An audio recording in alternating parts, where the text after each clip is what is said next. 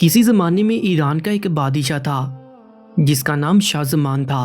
100 سے زیادہ کنیزیں اور بیگمات اس کے حرم سرا میں تھیں، لیکن اولاد کسی کی نہ تھی۔ لیکن اس کو لڑکے کی بہت تمنا تھی۔ ایک روز ایک تاجر کنیزیں لایا۔ ان میں ایک کنیز اتنی خوبصورت تھی کہ بادشاہ نے عمر بھر ایسی عورت نہ دیکھی تھی۔ شاہ زمان اس کو دیکھ کر عاشق ہو گیا اور 10,000 دینار دے کر خرید لیا۔ چند روز بعد کنیز کو باعزاز محل میں رہنے کا حکم دیا تاکہ سفری تھکاوٹ دور ہو جائے۔ اس عرصہ میں بھی بادشاہ روز کنیز کے پاس جاتا، گفتگو کرنے کی کوشش کرتا، لیکن وہ خاموش رہتی اور کسی بات کا جواب نہ دیتی۔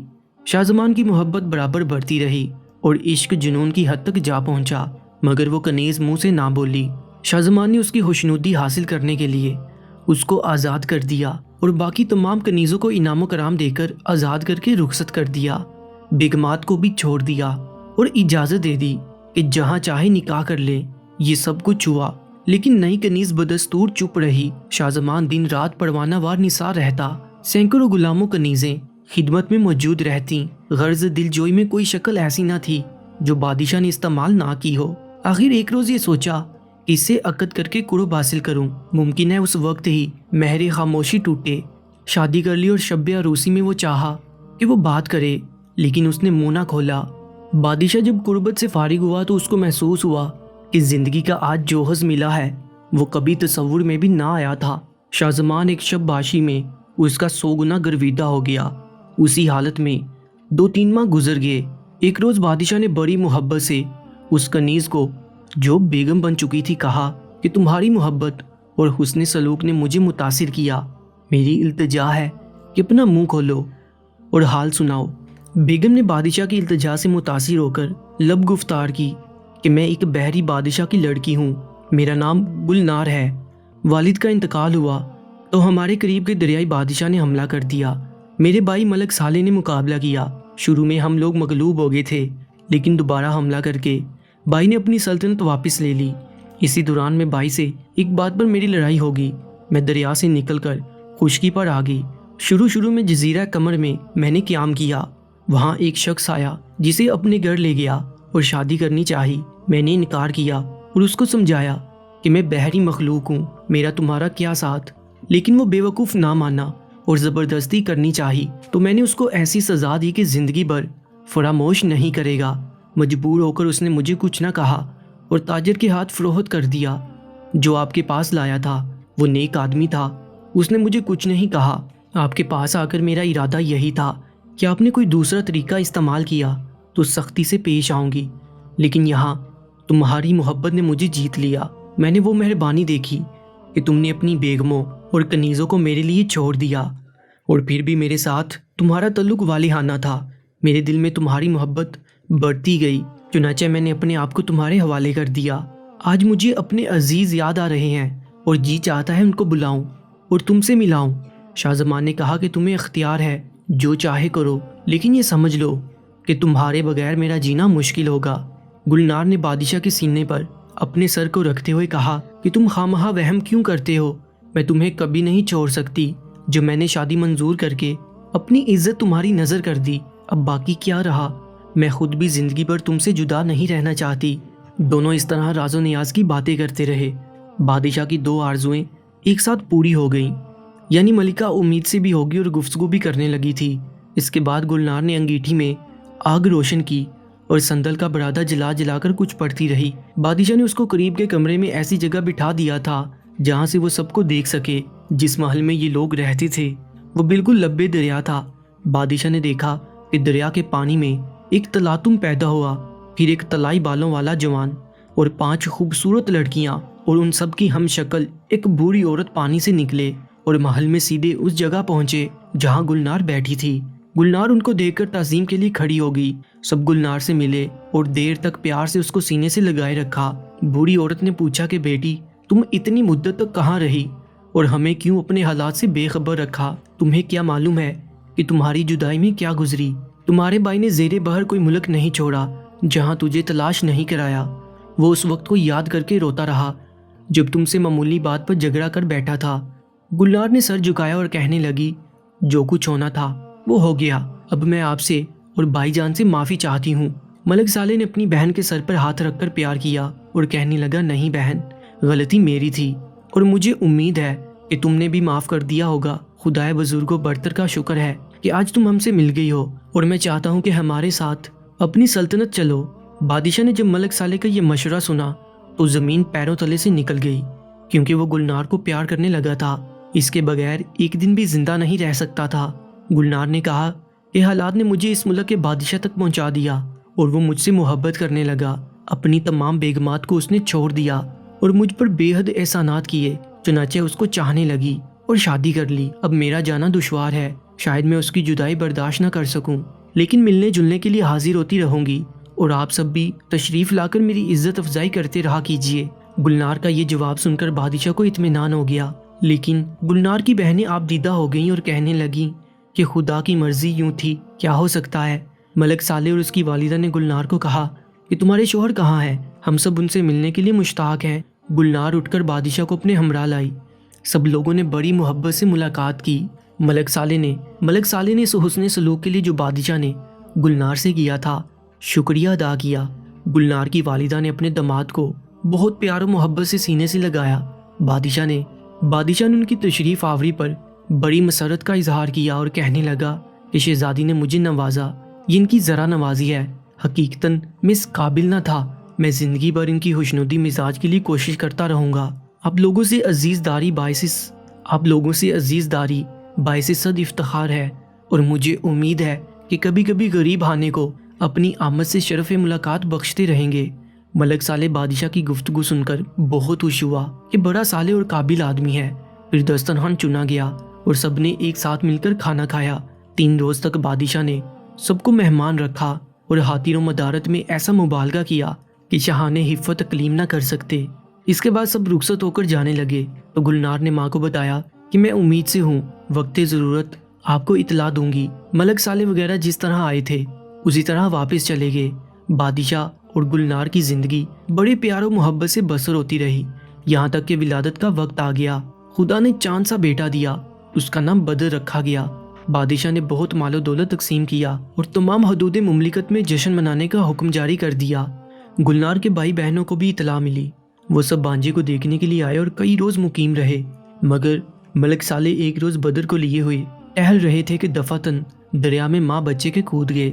بادشاہ بہت حیران ہوا، لیکن گلنار نے ہنس کر کہا کہ آپ پریشان نہ ہو، وہ بچے کو اندرون دریا کی سیر کرا کے لے آئیں گے اور آئندہ پھر بچے کو دریا میں کود جانے سے کوئی تکلیف نہ ہوگی۔ تھوڑی دیر میں ملک صالح بچے کو لیے ہوئے واپس آئے اور ایک صندوقچہ جواہرات سے بھرا ہوا بادشاہ کی خدمت میں پیش کر کے کہا کہ یہ عزیزی بدر کی رونمائی ہے۔ بادشاہ نے جواہرات ملاحظہ کیے تو ان کی مملکت سے بھی زیادہ قیمتی تھے۔ بادشاہ نے گلنار کی طرف دیکھا، وہ مسکرا کر کہنے لگی کہ ماموں اپنے بھانجے کو اگر کچھ دیتے ہیں تو آپ کو یا مجھے کیا اعتراض ہے؟ ملک صالح نے کہا کہ بھائی صاحب، میری بہن پر آپ کی بڑی عنایات ہیں اور وہ آپ کو دل و جان سے چاہتی ہے۔ اگر میں دریا کے کل مراوید بھی لا کر نظر کر دوں تو آپ کے احسان سے عہد برا نہیں ہو سکتا۔ بادشاہ نے وہ جواہرات شکریہ کے ساتھ رکھ لیے۔ پھر ملک صالح نے کہا، زیر دریا دوسرے عزیز بھی گلنار کو دیکھنا چاہتے ہیں، اگر آپ اجازت دیں تو اپنے ساتھ لیتا جاؤں۔ شاہ زمان نے خندہ پیشانی سے اجازت دے دی اور کہا کہ ملکہ کو اختیار ہے، پابندی نہیں، اگر پابندی ہے تو میرے لیے کہ میری زندگی ان کے قرب سے وابستہ ہے۔ گلنار نے دیکھا کہ بادشاہ کا چہرہ اتر گیا ہے۔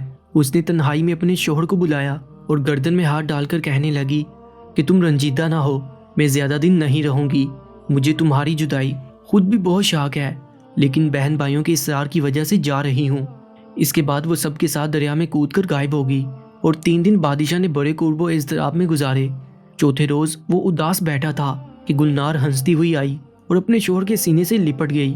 بادشاہ دیر تک اس کو اور بچے کو پیار کرتا رہا۔ اب یہ سب راحت و آرام سے رہنے سہنے لگے۔ گلنار کے عزیز رشتہ دار بھی کبھی ملنے آتے، گاہے بگاہے گلنار بھی 1-2 دن ہو آتی۔ بدر جب ہوشیار ہوا تو اس کی تعلیم و تربیت کے لیے بہترین استاد مقرر کیے۔ اسی طرح 15 سال گزر گئے اور تعلیم و تربیت حاصل کر کے بدر ایک جوان صالح بن گیا۔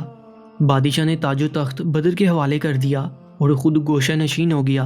بدر نے اپنی قابلیت اور رحم دلی سے ساری رایا کو اپنا گرویدہ بنا لیا۔ اسی طرح شاہ زمان بیمار ہوا اور ہر ممکن علاج و معالجہ کے باوجود حکم الہی پورا ہوا اور انتقال ہو گیا۔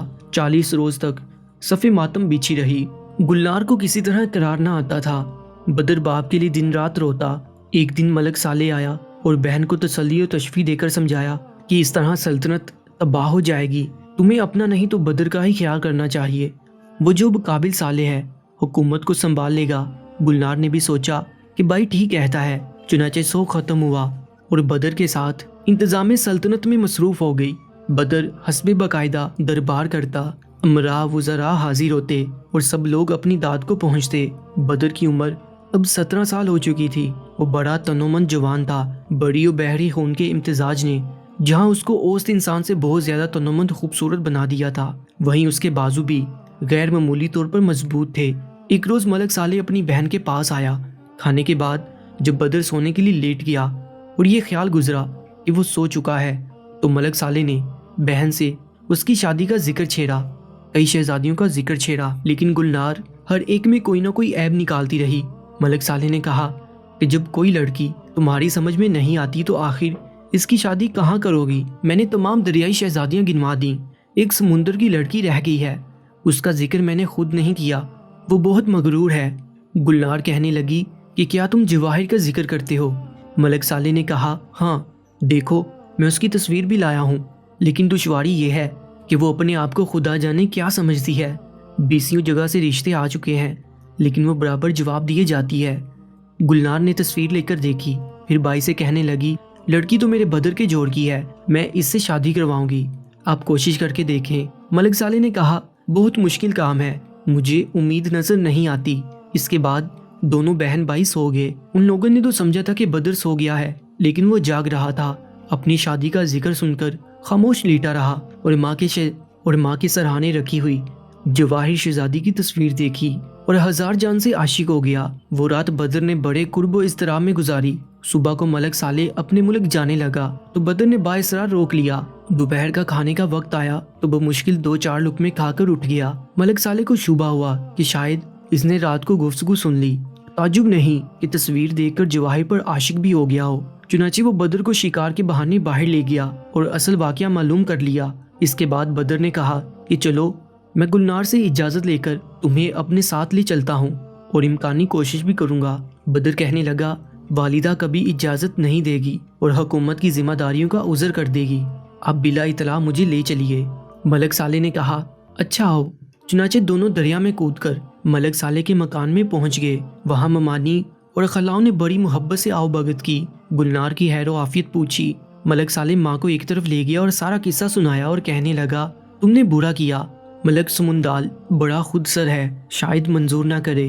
ملک صالح نے کہا اب جو بھی ہو میں بدر کی دل چکنی بھی نہیں دیکھ سکتا، جاتا ہوں، اگر سیدھی طرح مان گیا تو اچھا، ورنہ اس کے ملک کو برباد کر دوں گا اور زبردستی جواہر کو لا کر بدر سے شادی کر دوں گا۔ ماں سے مشورہ کر کے ملک صالح نے بہت سے تحائف ساتھ لیے اور بقدر ضرورت فوج کا انتظام کر کے ملک سمندال سے ملنے کے لیے روانہ ہو گیا۔ ملک سمندال کو معلوم ہوا کہ ملک صالح ملنے آ رہے ہیں۔ اس نے ادب کے طور پر استقبال کیا اور تشریف آوری کی وجہ دریافت کی۔ ملک صالح نے تحائف پیش کر کے رشتہ کی خواہش ظاہر کی تو ملک سمندال کو غصہ آ گیا اور کہنے لگا میں تو تمہیں عقل مند اور دانا سمجھتا تھا، لیکن میرا خیال غلط نکلا۔ کیا تم مجھ جیسے بادشاہوں کے یہاں رشتہ کرنے کے قابل ہو؟ ملک صالح کو ناگوار تو گزرا، لیکن ضبط کر کے کہا آپ کو غلط فہمی ہوئی، میں اپنے بانجی کے لیے رشتہ طلب کر رہا ہوں جو شاہ ایران کا لڑکا ہے۔ خشکی میں اس کی حدود سلطنت کسی بڑے سے بڑے دریائی بادشاہ سے کم نہیں، اور عرض یہ ہے کہ اس میں ناراض ہونے کی کیا بات ہے؟ بہرحال آپ لڑکی کا رشتہ کہیں نہ کہیں ضرور کریں گے، اگر میں نے بھی درخواست پیش کر دی تو کیا نادانی ہے؟ ملک سمندار حقیقتاً بڑا مغرور قسم کا بادشاہ تھا۔ غصہ میں ملازمین کو حکم دیا کہ ملک صالح کو نکال دیں۔ ملک صالح نے دیکھا کہ معاملہ بگڑ گیا ہے تو خود ہی اٹھا اور باہر آ کر اپنی فوج کو حکم دیا کہ ملک سمندال کے شہر پر حملہ کر دے۔ چنانچہ اچانک فوج آ پڑی، سمندال گرفتار ہو گیا اور اس سے پہلے اس کی فوج سنبھلتی ملک صالح کو اپنے ملک سے مزید کمک پہنچ گئی۔ چنانچہ اس نے پورے علاقے پر قبضہ کر لیا۔ شہزادی جواہر کو جب واقعات کا علم ہوا تو وہ چند خاصوں کے ساتھ بھاگی اور غیر آباد جزیرے میں پہنچ گئی۔ جب اس جنگ کا چرچا بدر کو معلوم ہوا تو وہ بھی ماموں کی امداد کے خیال سے روانہ ہوا، لیکن راہ کی ناواقفیت کی بنا پر ادھر ادھر پھرتا رہا۔ سمندال کے ملک پر نہ پہنچا، پریشان ہو کر دریا سے باہر آیا تو اتفاقاً اسی جزیرے کے کنارے آ نکلا جہاں جواہر سمندال چھپی ہوئی تھی۔ بدر باہر نکل کر ایک درخت کے نیچے بیٹھ گیا۔ اوپر جو نظر پڑی کہ ایک حسین و جمیل ماں پارا لڑکی پتوں میں چھپی ہوئی بیٹھی ہے۔ بدر نے آواز دے کر نیچے بلایا اور تسلی دی کہ یہاں کوئی خطرہ نہیں، تم مجھے اپنا حال بتاؤ، ممکن ہے کہ میں کوئی خدمت کر سکوں۔ جواہر حوصلہ پا کر نیچے آئی، اپنا حال بتایا کہ میں سمندال کی لڑکی ہوں، میرے ملک پر غفلت کے عالم میں ملک صالح نے حملہ کر دیا، والد قید ہو گئے اور میں بھاگ کر یہاں چلی آئی۔ بدر کو جب معلوم ہوا کہ یہ تو وہی لڑکی ہے جس کی وجہ سے سب یہ خون خرابہ اور جنگ ہوئی ہے، تو وہ بہت خوش ہوا اور جواہر کا حسن دیکھ کر اور بھی زیادہ مائل ہو گیا۔ پھر بدر نے اپنا کل حال بتایا اور کہا کہ میری شادی کے لیے یہ سب جھگڑا ہوا ہے اور میں ہی ملک صالح کا بانجا ہوں۔ یہ سن کر جواہر دل میں بہت جلائی اور سوچنے لگی کہ ہمارے ملک کی بربادی اس کی وجہ سے ہوئی، اس کو سزا دینی چاہیے۔ چنانچہ اس نے شرمال اجا کر ناز و انداز دکھائے اور اس نے بدر کو غافل پایا تو کچھ افسون پڑھ کر اس پر دم کیا اور حکم دیا کہ سفید پر سرخ پنجے اور زرد چونچ والی چڑیا بن جا۔ بدر اسی وقت چڑیا بن گیا۔ جواہر نے پکڑ کر ایک خاص کے سپرد کیا اور کہنے لگی کہ جی تو چاہتا ہے کہ ٹانگیں چیر کر پھینک دوں، لیکن والد اس کے ماموں کے پاس قید ہے، اس لیے فی الحال قتل نہیں کرتی، تو اس کو لے جا کر نیلان خشک جزیرے میں چھوڑا۔ کنیز چڑیا کو لے کر چلی، لیکن شہزادے کی حالت اور خوبصورتی کو دیکھ کر اسے رحم آیا اور اس نے ایک آباد جزیرے میں چھوڑ دیا۔ ملک سمندال جب گرفتار ہو چکا تو جواہر شہزادی کو بہت تلاش کیا، لیکن اس کا پتہ نہ چلا۔ مجبوراً سمندال کو لے کر اپنے ملک میں آیا۔ وہاں آ کر بدر کے متعلق پوچھا تو معلوم ہوا کہ اس کا بھی پتہ نہیں۔ ملک صالح نے ہر طرف ملازم روانہ کیے، لیکن باوجود کوشش کے کوئی سراغ نہ ملا۔ اسی دوران گلنار آ گئی اور بدر کا حال پوچھا، کیونکہ وہ بغیر اطلاع چلا آیا تھا۔ جب اسے معلوم ہوا تو بہت پریشان ہوئی، لیکن بھائی بہنوں نے تشفی دی کہ تم فکر نہ کرو، جہاں کہیں بھی ہوگا ہم تلاش کر کے لائیں گے۔ گلنار تو اس خیال سے واپس چلی گئی کہ انتظام سلطنت میں کوئی خرابی نہ پیدا ہو جائے، لیکن ملک صالح برابر بدر کی تلاش میں مصروف رہا۔ بدر جزیرے میں چڑیا بنا اڑتا پھرتا تھا کہ اتفاقاً شکاری کی نظر پڑ گئی۔ اس نے دانہ بچھایا اور اس کو پکڑ لیا۔ جب وہ شکاری اس کو لے کر چلا تو بہت سے لوگوں نے خریدنا چاہا، لیکن شکاری نے انکار کر دیا کہ میں اسے بادشاہ کی خدمت میں پیش کروں گا۔ ایسی چڑیا اس جزیرے میں آج تک نہیں دیکھی گئی اور کافی انعام ملنے کی امید ہے۔ جب بادشاہ کے سامنے وہ چڑیا پیش ہوئی تو بادشاہ نے بہت پسند کیا اور شکاری کو معقول انعام دے کر چڑیا لے لی۔ شام کو بادشاہ نے بیگم کو بلایا کہ دیکھو کیسی عجیب و غریب چڑیا خریدی ہے۔ ملکہ کی جو ہی نظر پڑی تو منہ پھیر لیا اور کہنے لگی کہ یہ چڑیا نہیں بلکہ ملکہ گلنار کا لڑکا ایران کا بادشاہ ہے، اس کو جواہر بنت سمندال نے چڑیا بنایا ہوا ہے۔ بادشاہ بہت متعجب ہوا اور بیگم سے کہنے لگا اگر ممکن ہو تو اسے اصلی صورت میں لا دو۔ ملکہ نے اسی وقت کچھ پڑھ کر پانی دم کیا اور بادشاہ کو دیا کہ اس چڑیا پر ڈال دیجئے اور حکم دیجئے کہ اصلی صورت میں آ جاؤ۔ بادشاہ نے ایسا ہی کیا۔ ایسا کرتے ہی بدر اپنی اصلی صورت پر آ گیا۔ بادشاہ کی حیرت کی کوئی انتہا نہ رہی۔ بدر نے دونوں کا شکریہ ادا کیا، چند روز وہاں مہمان رہا اور بادشاہ سے اجازت لے کر ایک جہاز میں سوار ہو کر ایران کی طرف روانہ ہوا۔ 10-12 روز جہاز اطمینان سے چلتا رہا، لیکن اس کے بعد ایک روز دفعتاً بہت زور کا طوفان آیا۔ جہاز پارا پارا ہو گیا، اکثر آدمی غرق ہو گئے، چند آدمی تختوں کے سہارے بچ گئے، انہی میں بدر بھی تھا۔ کئی دن تک ادھر ادھر تیرتے رہے۔ اس کے بعد یہ تختہ کنارے پر جا لگا۔ بدر اس سے اتر کر خشکی پر آ گیا، خدا کا شکر ادا کیا، پھر درختوں کے پتے اور کچھ جنگلی پھل کھا کر پانی پیا۔ جب توانائی آ گئی تو آبادی کی تلاش میں آگے کی طرف روانہ ہوا۔ 2 دن یوں ہی جنگلی پھل پھول کھاتا، چشموں کا پانی پیتا، ایک شہر کے قریب پہنچا اور خوشی خوشی اندر جانے لگا تو چاروں طرف سے جانور اس کو روکنے لگے۔ جدھر بڑھتا وہ اسے اپنے سینگوں سے مارنے دوڑتے۔ خدا خدا کر کے بڑی مشکل سے شہر کے اندر داخل ہوا۔ اندر آ کر بدر نے دیکھا کہ شہر میں ایک بھی جوان یا اڈیر عمر نہیں، صرف بوڑھے ہی بوڑھے ہیں۔ اسے بہت تعجب ہوا، دل میں سوچا کہ ضرور کسی مصیبت میں مبتلا ہو گیا ہوں۔ اس نے بڑی غلطی کی، ان جانوروں کی روکنے کو نہ سمجھا۔ یہی سوچتا ہوا جا رہا تھا کہ ایک بوڑھا جو دکان پر بیٹھا تھا اس کو آواز دی۔ بدر قریب گیا، سلام کر کے دکان پر بیٹھ گیا۔ بوڑھے نے کہا او جانہار، کیا شہر سے باہر جانوروں نے تمہیں نہیں روکا؟ بدر نے کہا روکا تھا، لیکن میں بچ گیا، نکل آیا۔ بڑے میاں کہنے لگے اندر آ جاؤ، مجھے تمہاری جوانی پر رحم آ رہا ہے، تم یہاں کس مصیبت میں آپ پھنسے ہو؟ بدر خوف کے مارے اندر چھپ کر بیٹھ گیا، پھر بوڑھے کو ساری داستان سنائی کہ یہاں کس طرح آنا ہوا۔ بڑے میاں نے کہا خیر جو کچھ بھی ہو گیا سو ہو گیا۔ بات یہ ہے کہ یہاں کی ملکہ سہرا ہے، وہ بہت بد چلن و آوارہ ہے۔ جس جوان اور خوبصورت آدمی کو دیکھتی ہے اپنے محل میں لے جاتی ہے، اور جب تک اس کا جی نہیں اکتاتا اپنے پاس رکھتی ہے، اور اتنی چاہت ظاہر کرتی ہے کہ وہ شخص ملکہ کا گرویدہ ہو جاتا ہے۔ اس کے بعد جب ملکہ کی طبیعت سیر ہو جاتی تو اس کو جانور بنا کر چھوڑ دیتی ہے۔ چنانچہ جتنے جانور تم نے دیکھے ہیں وہ سب انسان ہیں اور اس بد کردار کے ساتھ رہ چکے ہیں، لیکن تم پریشان نہ ہو، میرے پاس رہو اور میری مرضی کے بغیر کہیں نہ آ جاؤ۔ بدر اس کے پاس رہنے لگا۔ آنے جانے والے بدر کو دیکھتے تو بہت حیران ہوتے کہ ایک حسین و توانا جوان ملکہ کی نظر سے بچ کیسے گیا۔ بوڑھے سے جو کوئی پوچھتا تو وہ کہہ دیتا کہ میرا بھتیجا ہے۔ اسی طرح ایک مہینہ گزر گیا، لیکن بدر کو وہاں سے نکلنے کا موقع نہ ملا۔ ایک دن ملکہ کی سواری بازار سے گزر رہی تھی کہ عبداللہ کی دکان پر بیٹھے ہوئے بدر پر نظر پڑی۔ ملکہ اس کا حسن و جمال دیکھ کر بےتاب ہو گئی۔ ادھر مدت سے ملکہ کو کوئی جوان نہ ملا تھا، ادھر بدر کی شکل و صورت لاکھوں میں ایک تھی۔ ملکہ حنان ضبط کھو کر عبداللہ کی دکان پر آ کر رکی اور کہنے لگی کہ یہ کون ہے؟ عبداللہ نے کہا کہ یہ میرا بیٹا ہے اور مجھے امید ہے کہ آپ اس پر نظر عنایت رکھیں گی۔ ملکہ نے کہا کہ عبداللہ، میں آگ اور روشنی کی قسم کھا کر کہتی ہوں کہ اس کو کوئی تکلیف نہ دوں گی، اسے ضرور میرے پاس بھیج دینا۔ اتنا حسین اور توانا جوان میں نے آج تک نہیں دیکھا۔ عبداللہ نے کہا اچھا، میں کل اسے آپ کے پاس بھیج دوں گی۔ ملکہ کا جی تو نہ چاہتا تھا، لیکن مجبوراً اس وقت چلی گئی، لیکن جاتے ہوئے بدر کو مڑ مڑ کر دیکھتی رہی۔ ملکہ کے جانے کے بعد عبداللہ نے بدر سے کہا، تم نے دیکھا اتنی بے حیا عورت ہے، بہرحال جانا تو تمہیں پڑے گا، لیکن آگ اور روشنی کی قسم کھائی ہے جو اس کے معبود ہیں، اس لیے مجھے ماننا پڑا ہے۔ تمہیں کوئی تکلیف نہیں دے گی، لیکن تم ہوشیار رہنا، اور جب اس کے انداز بدلے ہوئے دیکھو یا کوئی عجیب حرکت تمہیں معلوم ہو تو فوراً میرے پاس چلے آنا اور بتا دینا، میں اس کا انتظام کر دوں گا۔ مجھے ایسا معلوم ہوتا ہے کہ اب اس کا انجام قریب آ گیا ہے اور تمہارے ذریعہ سے ہی یہ مصیبت ختم ہوگی۔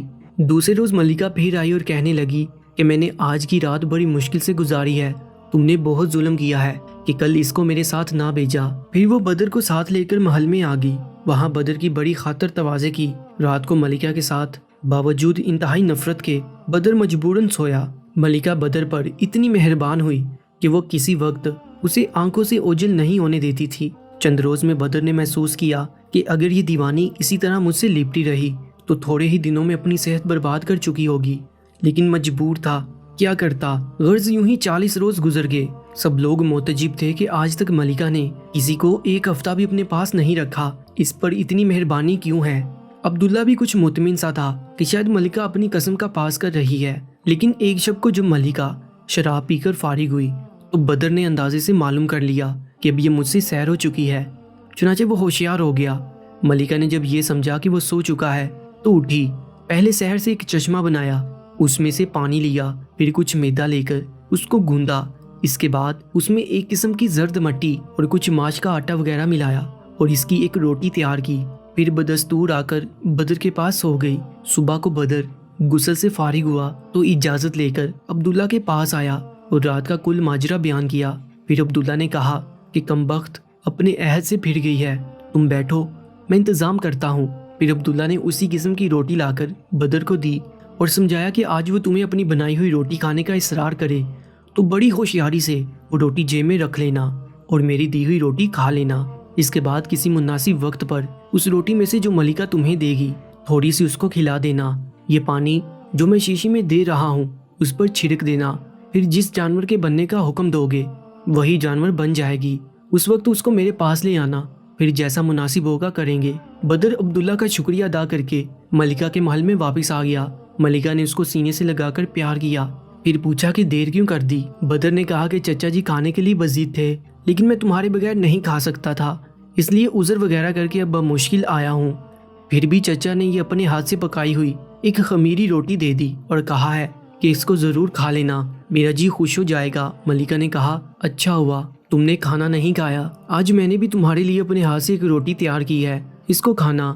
پھر بدر کا ہاتھ پکڑ کر دسترخوان کی طرف لے جاتے ہوئے کہنے لگی کہ نہ جانے تم نے مجھ پر کیا جادو کر دیا ہے کہ ہر روز تم سے زیادہ فریفتہ ہوتی چلی جا رہی ہوں۔ اس کے بعد دونوں دسترخوان پر بیٹھ گئے۔ ملکہ نے اپنے ہاتھ کی روٹی بدر کو دی، بدر نے عبداللہ والی روٹی نکال کر رکھ دی، دونوں شکل و صورت میں یکساں تھیں۔ پھر ملکہ سے بدر نے کہا کہ ذرا پانی دیجئے۔ ملکہ نے منہ پھیرا بدر نے روٹی بدل دی اور نہایت اطمینان سے عبداللہ والی روٹی کھانے لگا اور بڑے اصرار سے دوسری روٹی ملکہ کو کھلائی۔ جب دونوں روٹی کھا چکے تو ملکہ نے بدر پر پانی کا چھینٹا دیا اور آواز دی کہ اندھا لنگڑا گھوڑا بن جا، لیکن بدر جو کا تو کھڑا رہا۔ ملکہ بہت حیران ہوئی۔ اتنے میں بدر نے جیب سے اپنی شیشی نکال کر اس کا پانی ملکہ پر چھڑکا کہ ایک خوبصورت گھوڑی بن جا۔ ملکہ فوراً گھوڑی کی شکل بن گئی۔ گھوڑی نے بدر کے پیروں پر سر رکھ دیا، گویا معاف کرانا چاہتی ہے، لیکن بدر کیا کر سکتا تھا۔ بدر گھوڑی کو لے کر عبداللہ کے پاس آیا۔ عبداللہ اس کو دیکھ کر بہت خوش ہوا اور گھوڑی کے منہ میں لگام دے کر زین کس دیا۔ پھر بدر سے کہا، اس پر سوار ہو کر اپنے ملک چلے جاؤ، لیکن میری ہدایت یاد رکھنا، ہوا کوئی مرد ہو یا عورت، گھوڑی کی لگام کسی کے ہاتھ میں نہ دینا ورنہ نقصان اٹھاؤ گے۔ بدر عبداللہ کا شکریہ ادا کر کے گھوڑی پر سوار ہوا اور ایران کی طرف روانہ ہو گیا۔ چند روز تک آرام سے سفر کرتا رہا۔ ایک روز بدر کو ایک بوڑھا آدمی ملا اور بدر سے ادھر ادھر کی بات چیت کرتا رہا۔ پھر دیر تک گھوڑی کی تعریف کی۔ اتنے میں ایک بڑھیا آئی اور بدر کے پاس کھڑی ہو کر رونے لگی۔ بدر نے پوچھا کیا بات ہے؟ بڑھیا نے کہا کہ میرے پوتے کے پاس ایک بالکل ایسی ہی گھوڑی ہے، اتفاقاً وہ مر گئی ہے۔ اب بچہ کسی طرح نہیں مانتا اور روئے جا رہا ہے کہ ویسی ہی گھوڑی لوں گا اور تم مہربانی کرو اور یہ گھوڑی فروخت کر دو تو نوازش ہوگی، تمہیں اس سے بھی بہتر گھوڑی یہاں سے مل جائے گی۔ بدر نے انکار کر دیا۔ بڑھیا اور بھی بلک بلک کر رونے لگی۔ بدر نے اس خیال سے کہ کسی طرح یہ بلا ٹلے کہہ دیا کہ مائی اس گھوڑی کی قیمت 10,000 اشرفیاں ہیں۔ بڑھیا نے فوراً اشرفیاں نکال کر سامنے ڈال دیں اور کہنے لگی، روپیہ میرے بچے سے زیادہ عزیز نہیں، تم منہ مانگے دام لو۔ بدر گھبرایا کہ یہ بڑی مصیبت ہوئی، چنانچہ اس نے کہا کہ میں فروخت نہیں کرتا۔ بوڑھے نے کہا، یہ کیسے ہو سکتا ہے؟ تم نے ایک قیمت مانگی، اس نے دے دی، اب انکار کا کیا مطلب ہے؟ اگر تم بڑھیا کو گھوڑی نہیں دو گے تو ہم حاکم کے پاس پیش کریں گے، یہاں بدعہدی کی سزا موت ہے۔ بدر پریشان ہوا کہ اب کیا کروں، مجبوراً گھوڑی سے اترا اور لگام بڑھیا کے ہاتھ میں دے دی۔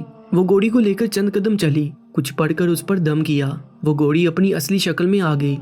بدر نے شہزادی کو دیکھا اور خوف سے کانپ اٹھا۔ ملکہ نے کہا کہ تم نے میرے ساتھ جو سلوک کیا ہے اس کی سزا بھگتنی پڑے گی۔ پھر وہ بوڑھا جن کی شکل بن کر تینوں کو اٹھا کر لے اڑا اور ہوا میں فراٹے بڑھتا ہوا اس شہر کی طرف روانہ ہوا جہاں بدر ملکہ کے ساتھ 40 روز تک دادے عیش دے چکا تھا۔ بدر کو سب سے زیادہ پریشانی تھی کہ ظالم اب کسی جانور کی شکل بنا کر چھوڑ دے گا۔ جب تینوں کو لے کر ملکہ لاب کے محل میں اترا جہاں شہزادہ رہا کرتا تھا، بڑھیا نے جو ملکہ کی ماں تھی ملکہ کو بہت سخت سست کہا کہ تیری لاپرواہی کی وجہ سے یہ مصیبت پیش آئی، اگر بر وقت میں خبر نہ لاتی تو نہ جانے تیرا کیا حشر ہوتا۔ ملکہ نے اسی وقت بدر کو ایک الو بنا کر پنجرے میں بند کر دیا اور کنیزوں کو حکم دیا کہ اس کو دانا پانی نہ دے۔ ایک رحم دل کنیز خاموشی سے دانا پانی دے دیتی تھی۔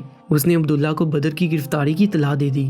اسے یہ سن کر بہت صدمہ ہوا۔ وہ جانتا تھا کہ اس وقت ملکہ سے کچھ کہنا سننا بیکار ہے، چنانچہ اس نے گھر آ کر زور سے زمین پر پیر مارا۔ اسی وقت ایک جن حاضر ہوا اور پوچھنے لگا، کیا حکم ہے؟ عبداللہ نے کہا کہ ملکہ لاب کی کنیز نیلان کو اسی وقت ایران میں ملکہ گلنار کے پاس پہنچا دو۔ جن نے کہا، بہت بہتر۔ چنانچہ وہ کنیز کو لے کر اڑا اور ملکہ گلنار کے سامنے جا کر حاضر کر دیا۔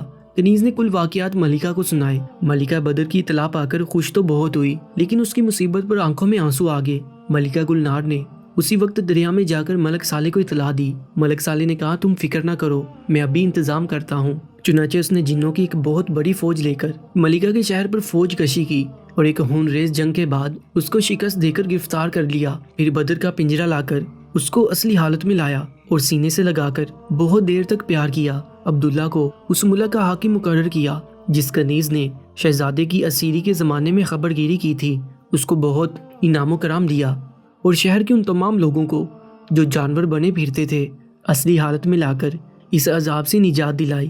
اس کے بعد ملک صالح نے ملکہ اور اس کی والدہ کو قتل کرا دیا اور جشن مناتے ہوئے اپنے وطن مالوف کو واپس ہوئے۔ ملکہ گلنار بدر سے مل کر دیر تک خوشی کے آنسو بہاتی رہی۔ بدر کے اصرار پر ملک صالح نے ملک سمندال کو رہا کر دیا۔ شہزادے نے ہاتھ باندھ کر عرض کیا کہ مجھے اپنی فرزندی میں قبول فرمائیے۔ ملک سمندال نے بدر کو پیار کیا اور اعلان کر دیا کہ میں جواہر کی شادی بدر سے منظور کرتا ہوں۔ پھر ملک صالح نے سمندال کا ملک اس کو واپس کر دیا۔ ملک سمندال اپنے ملک میں پہنچا اور تلاش کر کے شہزادی جواہر کو بلایا اور ایک روز شادی کے لیے مقرر کر دیا۔ چنانچہ ملک صالح اور ملکہ گلنار بڑی دھوم دھام سے بارات لے کر گئے اور شہزادی جواہر سے بدر کا نکاح ہو گیا۔ حجلائے عروسی میں جواہر نے بدر سے معافی مانگی، بدر نے محبت سے گلے لگا لیا اور اس کا قصور معاف کر دیا، اور پھر سب اپنے ملک میں عیش و آرام سے رہنے لگے۔ پیارے دوستو، اگر آپ ایسی ہی کہانیاں سننے کے شوقین ہیں تو کامنٹ سیکشن میں اپنی محبت کا اظہار ضرور کر دیجیے گا، اور ہماری حوصلہ افزائی کے لیے اس ویڈیو کو لائک اور شیئر بھی کر دیجیے گا۔ انشاءاللہ ملتے ہیں ایک اور کہانی کے ساتھ۔ مجھے دیجیے اجازت۔ اللہ نگہبان۔